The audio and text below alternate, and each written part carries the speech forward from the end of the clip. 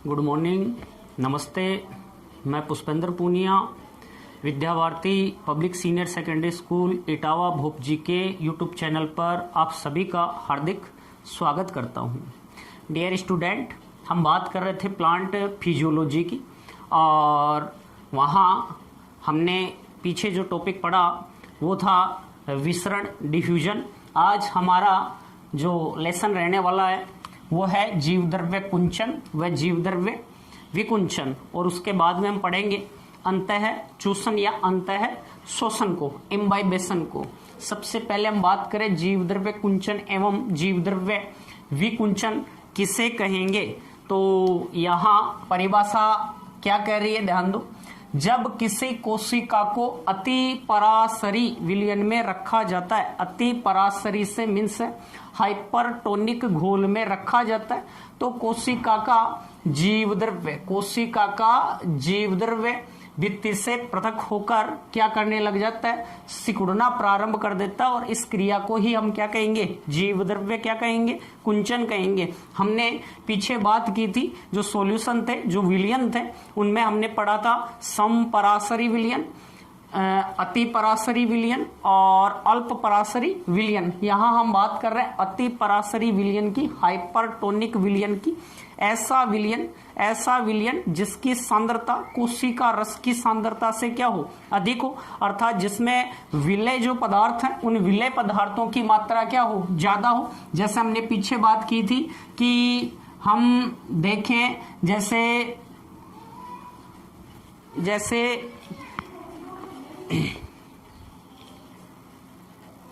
शर्करा का जो घोल था, उस शर्करा के घोल में जैसे हमने किसको रखा था, अंगूर को। जैसे ये शर्करा का क्या था, घोल था। इस शर्करा के घोल में यदि अंगूर को रखेंगे तो यहाँ जो अंगूर था उसके अंदर यहाँ जल की सांद्रता क्या थी, अधिक, और यहाँ जल की सांद्रता क्या थी, कम थी। जल की सांद्रता क्या थी, कम थी। बाहर की तरफ अपन बात करें, विलयन की बात करें, तो बाहर का जो विलयन था, बाहर का विलयन कैसा है, यहाँ अति पराशरी विलयन है, मतलब ये सांद्र क्या है, विलयन है।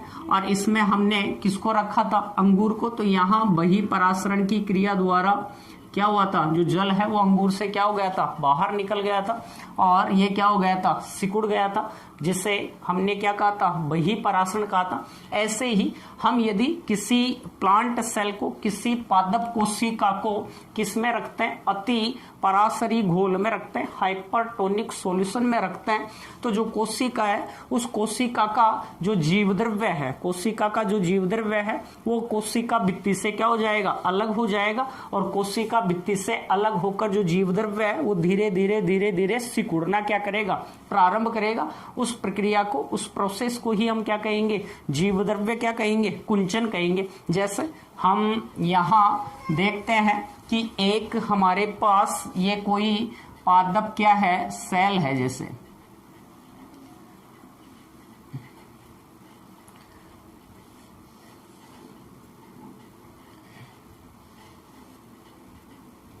ये कोई पादप क्या है, कोशिका है।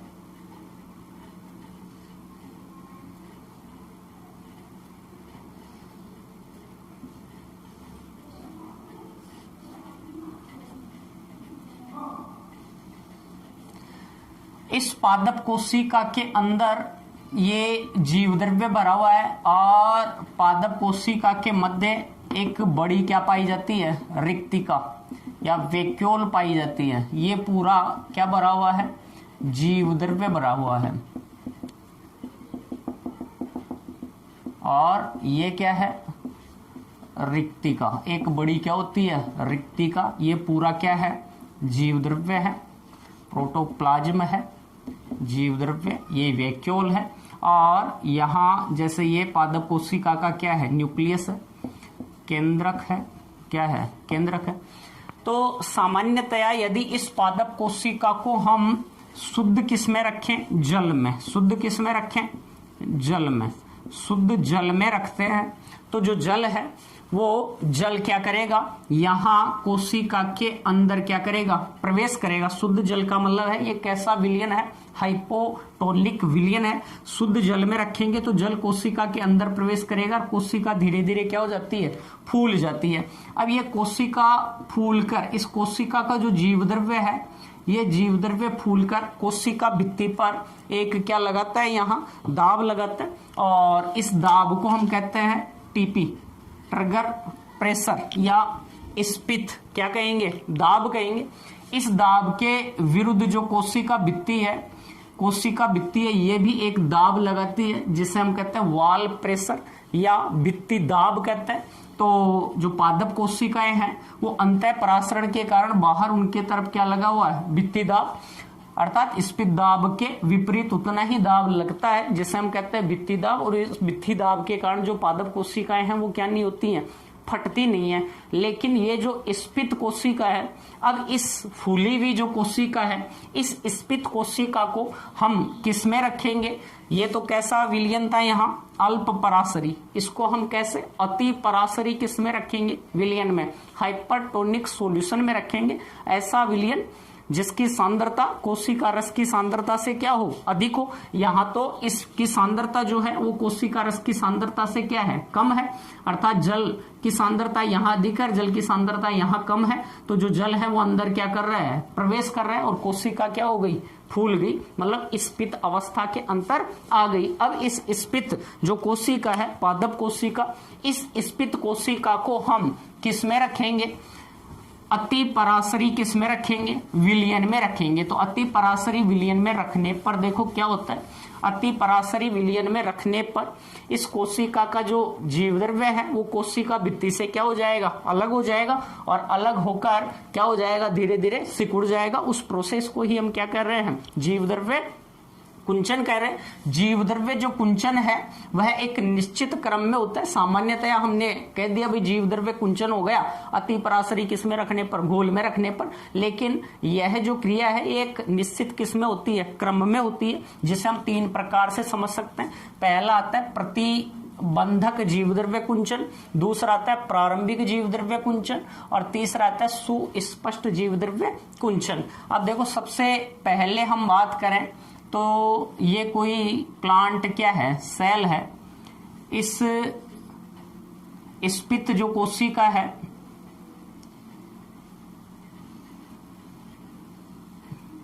इस स्पित कोशिका को ये इसमें पूरा क्या भरा हुआ है, जीव द्रव्य, और इसमें बड़ी क्या है, रिक्तिका है। प्रारंभिक अवस्था के अंतर्गत क्या होगा, जैसे ही इस कोशिका को हमने, कैसी कोशिका है, स्पित कोशिका है, इस कोशिका को हमने अति पराशरी विलयन में रखा तो प्रारंभ में क्या होगा, कौन सी क्रम की बात करें, प्रतिबंधक जीव द्रव्य कुंचन। तो इसके अंतर्गत क्या होगा, कोशिका का जो जीव द्रव्य है उससे कुछ जो जल है वो क्या करेगा, बाहर की तरफ चला जाता है। अर्थात परासरण की क्रिया द्वारा यहां से जो जल है वो बाहर की तरफ क्या हो गया, चला गया कुछ मात्रा के अंतर्गत, जिसके कारण प्रारंभिक अवस्था में जो जीव द्रव्य है वो जीव द्रव्य सिकुड़ता नहीं है। लेकिन जो कोशिका का आयतन है वो कोशिका का आयतन क्या हो जाता है, कम हो जाता है।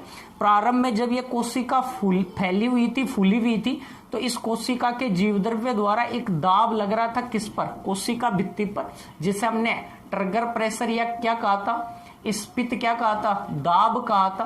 तो यहाँ स्पित दाब जो है वो हट जाएगा, अर्थात इससे कुछ जो जल है जीव द्रव्य से वो बाहर चला जाएगा अल्प मात्रा में, और कोशिका का आयतन क्या हो जाएगा, कम हो जाएगा। तो जो टीपी लग रहा था जीव द्रव्य द्वारा, जो दाब लग रहा था किस पर, भित्ति पर, वो दाब क्या हो जाएगा, यहाँ कम हो जाएगा। इस दाब का जो मान है इस दाब का मान यहाँ क्या हो जाएगा, शून्य हो जाएगा। तो यहाँ जीव द्रव्य संकुचित नहीं हुआ है अभी तक, केवल कोशिका का आयतन कम हुआ है और अल्प मात्रा में इससे जो जल है वो क्या हो गया है, बाहर की तरफ क्या हो गया, निष्कासित हो गया है। तो ये पहली अवस्था जिसे हम कह रहे हैं प्रतिबंधक जीव द्रव्य क्या कह रहे हैं, कुंचन कह रहे हैं। यहाँ टीपी का मान क्या हो जाएगा, 0। लेकिन जो WP है, भित्ति दाब है, वो भित्ति दाब अभी भी इस पर क्या है, लग रहा है। क्लियर। नेक्स्ट हम बात करें प्रारंभिक जीव द्रव्य कुंचन।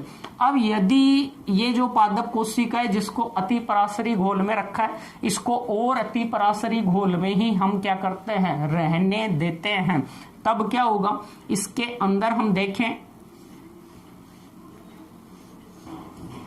तो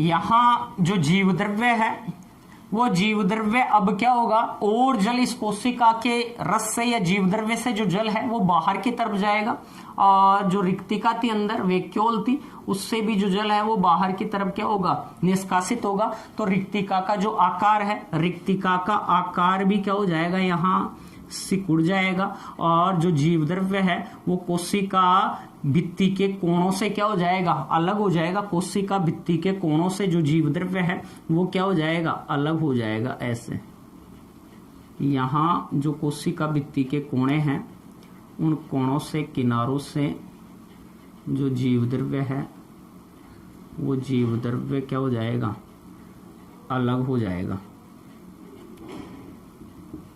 ये पूरा जीव द्रव्य है। तो कोशिका भित्ति के जो कोने हैं उन कोणों से जीव द्रव्य क्या हो गया, अलग हो गया। लेकिन फिर भी जो भित्ति है उस भित्ति से जो जीव द्रव्य है वो जीव द्रव्य क्या किया हुआ है, कुछ तंतुओं की सहायता से क्या किए हुए हैं, जुड़े हुए हैं। इन्हें कहते हैं जीव द्रव्य तंतु। तो जीव द्रव्य तंतुओं की सहायता से जो जीव द्रव्य है वो अभी भी कोशिका भित्ति से क्या है, जुड़ा हुआ है। ये दूसरे चरण को दर्शा रहा है, दूसरे क्रम को दर्शा रहा है। द्वितीय अवस्था है, अर्थात प्रारंभिक जीव द्रव्य का क्या हो गया, कुंचन हो गया, जिसमें जीव द्रव्य क्या हो गया, सिकुड़ गया है। लेकिन कोशिका भित्ति से जो जीव द्रव्य है वो जीव द्रव्य तंतुओं की सहायता से अभी भी क्या है, जुड़ा हुआ है। तो यहाँ टीपी का मान 0 हो गया था। अब यहाँ जीव द्रव्य जो है वो बाहर की तरफ कोशिका भित्ति पर दाब लगा रहा था, तो क्या इसके बराबर ही दाब है या और क्या हो गया, कम हो गया। तो यहाँ टीपी का मान और भी क्या हो गया, कम हो गया। जीव द्रव्य जो कुंचित कोशिका है उसमें टीपी का जो मान है वो क्या हो जाता है, ऋणात्मक हो जाता है। यहाँ देखिए प्रतिबंधक जो जीव द्रव्य कुंचन है, पहला जो क्रम है उस पहले क्रम में टीपी का मान क्या हो गया, 0। उसके बाद के जो क्रम होंगे जिसमें हम बात कर रहे हैं किसकी, द्वितीयक जो अवस्था होगी प्रारंभिक जीव द्रव्य कुंचन, उसके अंदर टीपी का मान और भी कम हो जाएगा। अर्थात जीव द्रव्य जो था वो कोशिका भित्ति पर जो दाब लगा रहा था उस दाब का मान और भी क्या हो गया, कम, और इस दाब का मान यहाँ अब क्या हो जाएगा, ऋणात्मक। तो यहाँ से प्रश्न पूछ सकता है, जीव द्रव्य जो कुंचित कोशिका है उस जीव द्रव्य कुंचित कोशिका में टीपी का मान होता है, तो टीपी का मान क्या होता है, ऋणात्मक होता है। इसके बाद में सुस्पष्ट जीव द्रव्य कुंचन की बात करें तो सुस्पष्ट जीव द्रव्य कुंचन में क्या होगा, ये जो जीव द्रव्य तंतुओं की सहायता से भित्ति से जुड़ा हुआ है जीव द्रव्य, अब ये भी और क्या हो जाएगा, अलग हो जाएगा। अर्थात यदि इस कोशिका को और अति पराशरी विलयन में रहने ही दिया जाता है तब क्या होगा, धीरे धीरे धीरे धीरे ये जीव द्रव्य कोशिका भित्ति से अलग हो जाएगा और बीच में आकर क्या हो जाएगा, संकुचित हो जाएगा, सिकुड़ जाएगा। और अब इस स्थिति में जो कोशिका है उस स्थिति में कोशिका को ही हम क्या कह देंगे, उस स्थिति में जो कोशिका है, ये देखो पूरा का पूरा जो जीव द्रव्य है ये पूरा जीव द्रव्य कोने में आकर क्या हो गया, सिकुड़ गया। ये बीच में क्या थी, रिक्तिका। तो ये पूरा जो जीव द्रव्य है वो कोशिका भित्ति से अलग होकर कोशिका के कहाँ आ गया, बीच में आ गया, मध्य में आ गया। तो अब हमें स्पष्ट जीव द्रव्य क्या दिखाई दे रहा है, कुंचन दिखाई दे रहा है। इसी को हम क्या कह देंगे, जीव द्रव्य कुंचन कह देंगे। दोबारा से ध्यान दो, जब किसी कोशिका को अति पराशरी किसमें रखा, घोल में रखा, और घोल में रहने ही दिया जाता है, तो जो कोशिका है उस कोशिका का जो जीव द्रव्य है वो कोशिका भित्ति से क्या हो गया, अलग हो गया, और अलग होकर क्या करता है, सिकुड़ जाता है, भित्ति से अलग होकर क्या हो गया, सिकुड़ गया। और इस स्थिति को ही हमने क्या कह दिया, जीव द्रव्य क्या कह दिया, कुंचन। यहाँ इस जीव द्रव्य कुंचन में हम देखें तो जो कोशिका भित्ति है वह कोशिका भित्ति अपनी निश्चित आकार में ही बनी होती है, मतलब कोशिका भित्ति यहाँ सिकुड़ती नहीं है, क्योंकि ये हार्ड होती है, सेलुलोज, हेमिसेलुलोज आदि से क्या होती है, निर्मित होती है, लिग्निन, सुबेरिन आदि का इस पर क्या होता है, जमाव, तो ये दृढ़ होती है। इसके कारण ये कोशिका को निश्चित आकार, आकृति प्रदान करने का क्या करती है, कार्य करती है। तो कोशिका भित्ति यहाँ नहीं सिकुड़ रही है, और यहाँ कभी भी जो कोशिका भित्ति है ये दाब लगा रही है बाहर से, जिसे वाल प्रेशर कह रहे हैं, भित्ति दाब कह रहे हैं। इस भित्ति दाब का मान कभी भी क्या नहीं होगा, कभी भी शून्य नहीं होगा। जबकि टीपी का जो मान देखें हम, प्रारंभिक जो जीव द्रव्य कुंचन हुआ अर्थात प्रतिबंधक जीव द्रव्य कुंचन हुआ उसमें टीपी का मान 0, और बाद में प्रारंभिक जीव द्रव्य कुंचन और सुस्पष्ट जीव द्रव्य कुंचन में देखें तो वहां जो टीपी का मान है वो क्या हो जाता है, ऋणात्मक हो जाता है, नेगेटिव हो जाता है। यदि इस जीव द्रव्य कुंचित कोशिका को लंबे समय तक, लॉन्ग टाइम तक अति पराशरी घोल में ही रखेंगे तो इसका जीव द्रव्य नष्ट होने से ये जो कोशिका है वो क्या हो जाएगी, डेड हो जाएगी, या क्या हो जाएगी, नष्ट हो जाएगी। तो यदि तुरंत पश्चात इस कोशिका को हम वापस किसमें रख दें, शुद्ध पानी में, किसमें रख दें, शुद्ध पानी में, शुद्ध जल में रख दें, या अल्प पराशरी किसमें रख दें, घोल में रख दें, तो इस कोशिका में अंतः परासरण की क्रिया होगी और पुनः जो कोशिका है वो अपनी प्रारंभिक अवस्था में आ जाएगी, अर्थात जल का प्रवेश होने से कोशिका जो है वह पुनः क्या हो जाएगी, फूल जाएगी, और उस प्रक्रिया को हम क्या कह देंगे, जीव द्रव्य क्या कह देंगे, विकुंचन कह देंगे। और जीव द्रव्य विकुंचन की क्रिया में देखें, यदि जंतु कोशिका को हम, जंतु कोशिका की बात करें, पादप कोशिका की नहीं, जंतु कोशिका को यदि हम अल्प पराशरी घोल में या शुद्ध जल में रखेंगे तो अंतः परासरण के कारण उसमें जल क्या करेगा, प्रवेश करेगा, और प्रवेश करने से उसके बाहर क्या नहीं है, कोशिका भित्ति नहीं है, और बाहर क्या नहीं लग रहा, वाल प्रेशर नहीं लग रहा, भित्ति दाब नहीं लग रहा। भित्ति दाब की अनुपस्थिति में जो जंतु कोशिकाएं हैं वो अल्प पराशरी विलयन में रखने पर क्या हो जाएंगी, फट जाएंगी। जैसे आपको पीछे उदाहरण बताया था कि जो आरबीसी है उस आरबीसी को यदि अल्प पराशरी विलयन में क्या करेंगे, रखेंगे, तो वह अंतः परासरण द्वारा उसमें जल प्रवेश करेगा, और जल प्रवेश के कारण वो क्या हो जाएगी, फट जाएगी। फटी हुई जो आरबीसी की भित्ति थी उसे हमने क्या कहा था, रेड सेल क्या कहा था, घोष्ट कहा था, रेड सेल क्या कहा था, घोष्ट, और आरबीसी का फटना हीमोलाइसिस कहलाता है। ये हमने पीछे बात की थी। लेकिन यदि हम पादप कोशिका के संदर्भ में देखें तो पादप कोशिका को यदि किसमें, अल्प पराशरी विलयन में रखें, अल्प पराशरी घोल में रखें, ऐसा विलयन जिसकी सांद्रता क्या है, कम है कोशिका रस की तुलना में, लेकिन उस विलयन में जो जल है उसकी सांद्रता, जल की सांद्रता ज्यादा है, कोशिका में जल की सांद्रता कम है, तो जो जल है वो अपनी उच्च से निम्न सांद्रता की तरफ कोशिका में प्रवेश करेगा, और जैसे ही कोशिका में प्रवेश करेगा अंतः परासरण द्वारा कोशिका का जो जीव द्रव्य कुंचित कोशिका थी वो जीव द्रव्य कुंचित कोशिका वापस उसमें जीव द्रव्य जो है उसकी मात्रा बढ़ेगी, अर्थात अंतः परासरण द्वारा जल प्रवेश करने पर वो जो कोशिका है वो पुनः क्या हो जाएगी, फूल जाएगी, और फूलने के कारण टीपी का मान धीरे धीरे क्या होगा, बढ़ेगा, और जो टीपी है वो कोशिका भित्ति पर, टीपी क्या कर रहा है, ट्रिगर जो प्रेशर है, स्पित जो दाब है, स्पित जो दाब है, ये स्पित दाब कोशिका जो भित्ति है उस भित्ति पर एक दाब लगा रहा है, ठीक है। यहाँ जीव द्रव्य जैसे जैसे प्रवेश करेगा वैसे वैसे ये जो जीव द्रव्य है वो बाहर की तरफ कोशिका भित्ति पर एक दाब लगा रहा है। इस दाब को हम क्या कह रहे हैं, स्पित दाब कह रहे हैं, और इस दाब के विपरीत जो कोशिका भित्ति है वो भी एक दाब लगाएगी, जिसे हम क्या कर रहे हैं, वाल प्रेशर कह रहे हैं, WP कह रहे हैं। तो WP के कारण जो पादप कोशिकाएं हैं वो पादप कोशिकाएं यहाँ क्या नहीं होती हैं, फटती नहीं है। क्लियर यहाँ तक।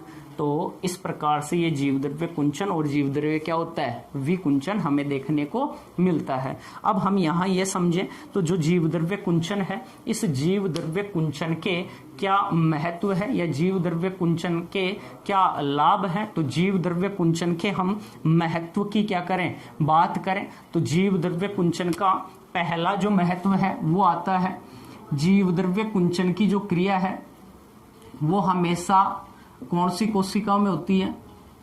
जीवित कोशिकाओं में होती है। जीव द्रव्य कुंचन की क्रिया किनमें होगी? जीवित कोशिकाओं में।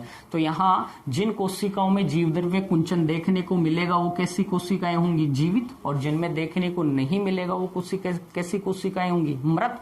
तो जीव द्रव्य कुंचन द्वारा हम जीवित और मृत कोशिकाओं का क्या कर सकते हैं? अध्ययन कर सकते हैं। उसके अलावा मैंने जब आपको परासरण दाब बताया था, परासरण दाब पढ़ाया था, ओपी पढ़ाया था, उस समय आपको बताया था जी कि एक जो कोशिका होती है, इस कोशिका का ओपी हम कब ज्ञात करते हैं? तो उस कोशिका का ओपी हम ज्ञात करते हैं जो जीव द्रव्य कुंचित कोशिका है, उस जीव द्रव्य कुंचित कोशिका द्वारा हम क्या ज्ञात करने में? ओपी, ऑस्मोटिक प्रेशर ज्ञात कर सकते हैं। जीव द्रव्य कुंचित कोशिका की सहायता से हम प्रारंभिक किसको ज्ञात कर सकते हैं? ओपी को ज्ञात कर सकते हैं। ऑस्मोटिक प्रेशर को क्या कर सकते हैं? ज्ञात कर सकते हैं। नेक्स्ट हम देखें और इसका क्या महत्व है। तो जैसे खेत में अवांछित पादप उग आते हैं जिन्हें हम क्या कहते हैं? खरपतवार। क्या कहते हैं? खरपतवार कहते हैं। तो खरपतवारों को नष्ट करने के लिए भी हम किसको काम में ले सकते हैं? जीव द्रव्य कुंचन को। उनके पास यदि हम नमक आदि को क्या करें? डालें, तो नमक डालने से क्या होगा? वहां आसपास का जो विलयन है उसमें जो मृदा सॉल्यूशन है उसके अंदर वहां का जो सॉल्यूशन बनेगा वो कैसा बन जाएगा? अति पराशरी विलयन बन जाएगा और जो खरपतवार है उनकी कोशिकाओं से जो जल है वो बाहर निकल जाएगा। किसके कारण? बही परासरण के कारण। और उन स्थितियों में जो खरपतवार हैं वो क्या हो जाएंगे? नष्ट हो जाएंगे। इसके अलावा हम नेक्स्ट इसका जो यूज है वो कर सकते हैं। जैसे मछली आदि का जो मांस वगैरह होता है, मछली मांस आदि जो होता है उसको जीवाणु और कवकों से आदि से क्या करने के लिए? जीवाणु व कवकों से क्या करने के लिए? बचाने के लिए भी उसके ऊपर नमक को क्या कर दिया जाता है? डाल दिया जाता है, जिसके कारण वहां क्या बन जाएगा? अति पराशरी विलयन बन जाएगा। और उसके कारण जैसे ही कवक जीवाणु आदि उस पर संक्रमण करेंगे तो इन जीवाणु कवकों से जो जल है वो बहिपरासरण द्वारा बाहर निकल जाएगा जीव द्रव्य, और इनकी क्या हो जाएगी? मृत्यु हो जाएगी। इसके अलावा जेम, जेली आदि जो होते हैं उनके लिए हम चीनी का अति पराशरी क्या बनाते हैं? घोल बनाते हैं, और वो भी यहाँ किसमें सहायक होता है? जीवाणु और जो कवक है उनको नष्ट करने में क्या होता है? सहायक होता है। तो हमने बात की जीव द्रव्य कुंचन व जीव द्रव्य विकुंचन की। क्लियर? जीव द्रव्य कुंचन में हमने पढ़ा कि जब किसी कोशिका को अति पराशरी हाइपरटोनिक विलयन में रखा जाता है तो जो कोशिका है उस कोशिका का जो जीव द्रव्य है, ये देखो जीव द्रव्य प्रारंभ में भित्ति से क्या है? जुड़ा हुआ है, लेकिन जो जीव द्रव्य है वो भित्ति से क्या हो जाएगा? धीरे धीरे क्या हो जाएगा? अलग हो जाएगा। और अलग होकर कोशिका का जीव द्रव्य जो है वो कोशिका के कहाँ एकत्रित हो जाएगा? बीच में एकत्रित हो जाएगा और सिकुड़ जाएगा। ठीक है? तो यहाँ जीव द्रव्य क्या हो रहा है?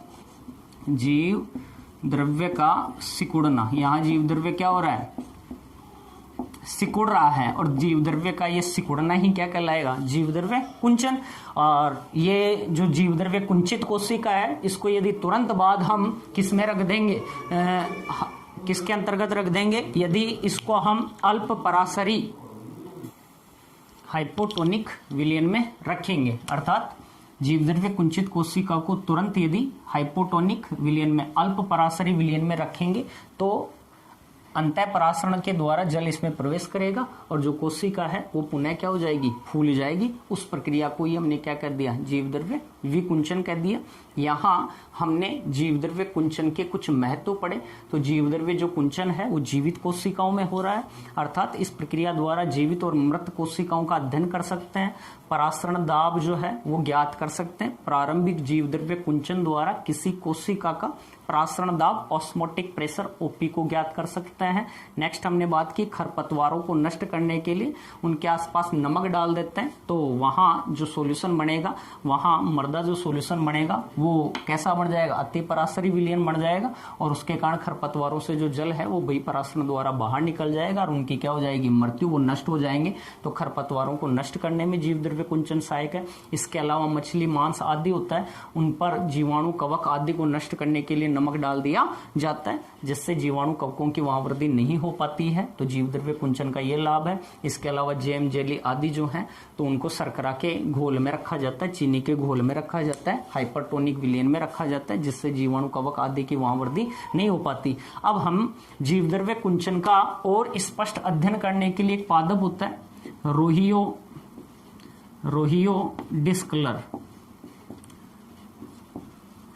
डिस्कलर की क्या लेते हैं, पर्ण, पत्तियों की निचली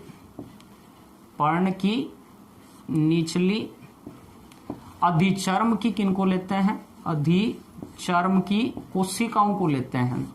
और अधिचर्म की जो कोशिकाएं हैं उनके क्या करते हैं हम, दो टुकड़े करते हैं, जिनमें से एक जो टुकड़ा है उसको तो रखते हैं हम किसमें, शुद्ध जल में। किसमें रखते हैं, शुद्ध जल में। और जो दूसरा टुकड़ा है उसे रखते हैं हम किसमें, सांद्र जल में या सांद्र विलयन में। सांद्र विलयन में, या हम कह सकते हैं शर्करा का किस में रख दिया, विलयन में रख दिया। अब यहाँ रोइयो डिस्कलर की जो पर्ण होती हैं, उन पर्ण की जो कोशिकाएं हैं उनके जीव द्रव्य में एक बैंगनी क्या दिखाई देता है, रंग हमें दिखाई देता है। जब इन कोशिकाओं को इसमें रखा जाता है तो जब जिस टुकड़े को हमने शुद्ध जल में रखा उसमें तो अंतःपराशरण की क्रिया हुई। अंतःपराशरण के कारण जब सूक्ष्मदर्शी से देखते हैं तो उसकी कोशिकाएं जो है वो क्या हो जाती हैं, फूल जाती हैं। लेकिन जिस टुकड़े को हमने सांद्र घोल में रखा, सांद्र विलयन में रखा, चीनी के घोल में रखा, उसमें क्या हुआ कि उससे जो जल है वो बाहर निकल गया और जो कोशिका थी उस कोशिका के मध्य में हमें बीच में जो जीव द्रव्य है वो सिकुड़ा हुआ दिखाई दिया, अर्थात जो बैंगनी रंग था वो मध्य में क्या हो गया, एकत्रित हो गया, जो किस घटना को दर्शा रहा है, जीव द्रव्य कुंचन की किसको दर्शा रहा है, घटना को दर्शाता है। क्लियर यहां तक? ये अपना जीव द्रव्य जो कुंचन था वो कंप्लीट हुआ। उसके बाद में हम आगे बात करें अंतःचूषण। अंतःचूषण, इम्बाइबेशन या अंतःचूषण को हम कह सकते हैं अंतःशोषण। नेक्स्ट अपना टॉपिक है अंतःचूषण।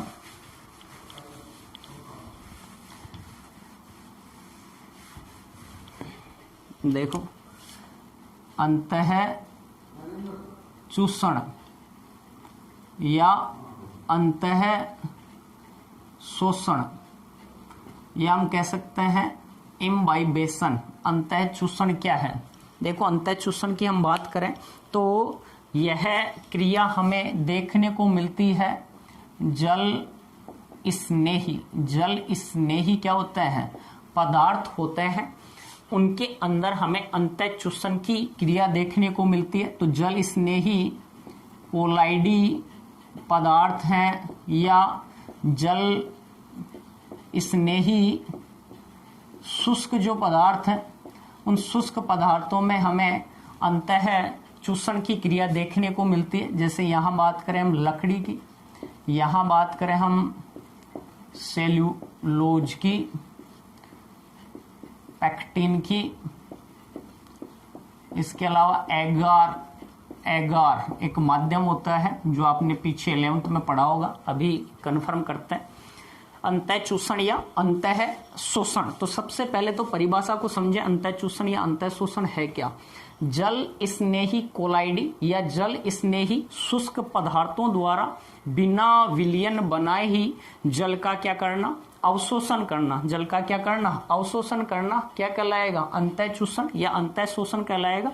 जिसके दौरान उनके आयतन में जिन पदार्थों ने जल को शोषित किया है उन्हें अंतःशोषक पदार्थ कहेंगे। तो उन अंतःशोषित जो पदार्थ हैं, उन अंतःशोषक पदार्थों के आयतन में क्या हो जाएगी, वृद्धि हो जाएगी। जैसे हम बात करें लकड़ी होती है, लकड़ी सूखी लकड़ी है, शुष्क लकड़ी की हम बात करें तो इसको हम यदि किस में डालें, जैसे जल में डालें, या बिना विलयन बनाए हम देखें जैसे बरसात वगैरह होती है तो घरों के जो खिड़की दरवाजे आदि जो होते हैं वो क्या हो जाते हैं, फूल जाते हैं और उनको बंद करने में हमें समस्या आती है, अर्थात उनका जो आयतन है वो आयतन क्या हो गया, बढ़ गया और उस बढ़ने के कारण वो आसानी से क्या नहीं होते हैं, बंद नहीं होते हैं। उनको बंद करने में हमें अधिक बल लगाना पड़ता है और बंद यदि कर दिया तो वो कभी कभी खुलते नहीं है। यदि किसी कमरे के दरवाजे को हम जैसे वर्षा ऋतु में वो बंद ही रहता है और उसको हम नहीं खोलते हैं तो वह खुलता नहीं है, अर्थात वो पूरा क्या हो गया, पैक हो गया।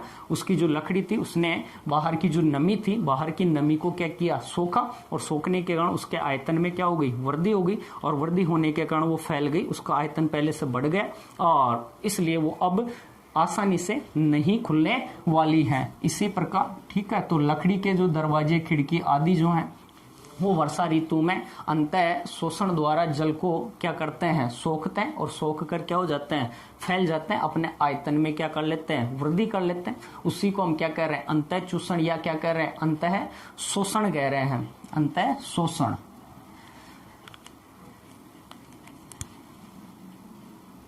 ठीक है, जल स्नेही कोलाइडी जैसे कोशिका भित्ति वगैरह सेल्यूलोज की, पेक्टिन की आदि की बनी हुई होती है तो वह भी जल स्नेही कोलाइडी क्या होते हैं, पदार्थ होते हैं। इसके अलावा एगार, एगार जो होता है वह भी क्या होता है, जल स्नेही कोलाइडी पदार्थ है। एगार, एगार क्या होता है, एक समुद्री घास सीवीड से प्राप्त किया जाता है और इसका उपयोग हम प्रयोगशाला में माध्यम के रूप में करते हैं। जैसे उत्तक संवर्धन में आदि में माध्यम के रूप में हम किसको काम में लेते हैं, एगार को क्या किया जाता है, काम में लिया जाता है। तो जो ये अगार है ये लगभग 95 गुना अपने भार से लगभग 95 गुना अधिक जल को क्या कर सकता है, अवशोषित कर सकता है। तो ये सब के सब क्या है, यहाँ अंतः शोषित क्या करने वाले हैं, पदार्थ हैं। अंतः चूषण क्षमता की बात करें, अंतः चूषण क्षमता की बात करें, अर्थात किस पदार्थ की अंतः चूषण जो क्षमता है वो अधिकतम होती है। तो यहां हमने अभी बात की एगार, एगार की। तो जो एगार, एगार है अपने भार से लगभग 95% या 99% जो जल है उसका अधिकतम अवशोषण कर सकता है। तो सबसे ज्यादा अंतः चूषण जो क्षमता है वो किसकी होती है, अगार, अगार की। उसके बाद में होती है पेक्टिन की, किसकी होती है, पेक्टिन की। उसके बाद में होती है प्रोटीन की, किसकी होती है, प्रोटीन की। और उसके अलावा होती है स्टार्च, किसकी होती है, स्टार्च की। और उसके अलावा सेल्यूलोज, किसकी, सेल्यूलोज। तो ये अलग अलग जो पदार्थ होते हैं उनकी अंतः चूषण किसको दर्शा रहा है, क्षमता को दर्शा रहा है।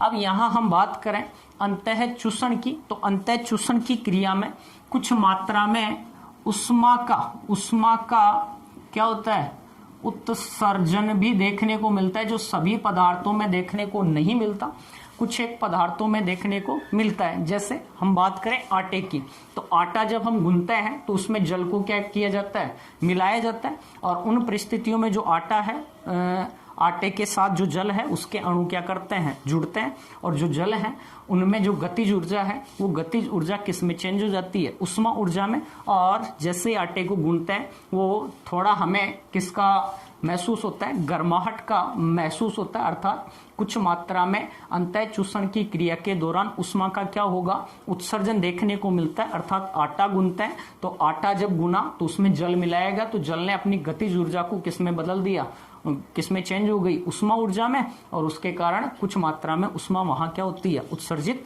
होती है। यही हम आगे समझें अंतः चूषण दाब को, किसको दर समझे, अंतः चूषण दाब को, इम्बाइबेंट प्रेशर को समझे।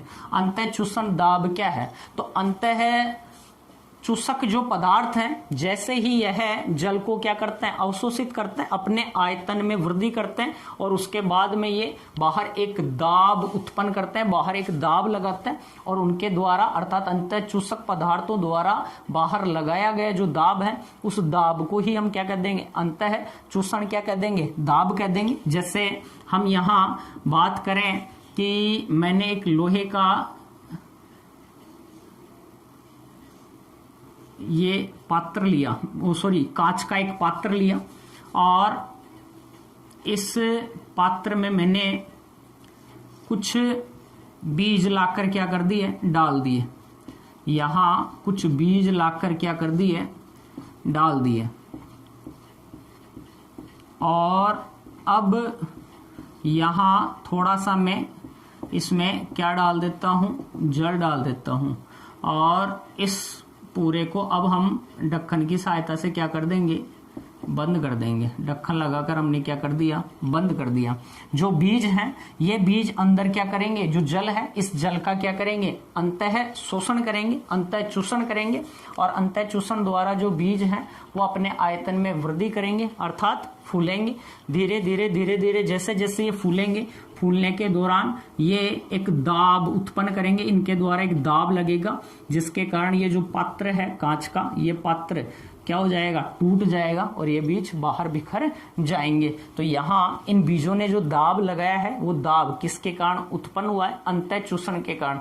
और इस दाब के कारण ही ये जो पात्र था कांच का ये क्या हो गया, टूट गया।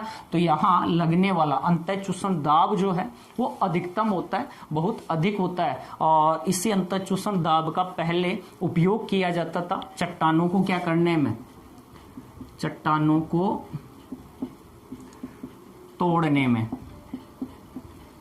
चट्टानों को क्या करने में, तोड़ने में अंतः चूषण दाब को काम में लिया जाता था। उन परिस्थितियों में क्या करते थे, जो लकड़ी का बुरादा है उसको या लकड़ी के गुटके हैं उनको चट्टानों के बीच बीच में दरारों में क्या कर दिया जाता था, फंसा दिया जाता था और वहां जल डाला जाता था, जिसके कारण जो लकड़ी है वो अंतः चूषण द्वारा जल को अवशोषित करती थी और अपने आयतन में क्या करती थी, वृद्धि करती थी। और उसके बाद में ये जो लकड़ी है वो फूलती थी, एक दाब लगाती थी जिसे अंतः चूषण दाब कहते हैं। उस दाब के कारण जो चट्टानों की दरारें थी वो अधिक और अधिक फैल जाती थी और जो चट्टानें हैं वो क्या हो जाती थी, टूट जाती थी। तो इस प्रकार से यहाँ अंतः चूषण क्या लगाया जाता है, दाब लगाया जाता है। हम पूरे अंतः चूषण की बात करें तो इस अंतः चूषण का क्या महत्व है, यहाँ अंतः चूषण का क्या महत्व है, महत्व की बात करें, इंपोर्टेंस ऑफ इम्बाइबेशन, महत्व क्या है। पहला महत्व तो क्या होता है, बीज जो होते हैं, बीज जब अंकुरित होते हैं तो अंकुरण के समय बीजों द्वारा अंकुरण के समय जल का अवशोषण किया जाता है। वो अवशोषण एक अंतः चूषण प्रक्रिया द्वारा किया जाता है, जिसके दौरान जो बीज चोल है वो बीज चोल क्या हो जाता है, फट जाता है, अर्थात बीजों का क्या हो जाता है, अंकुरण हो जाता है।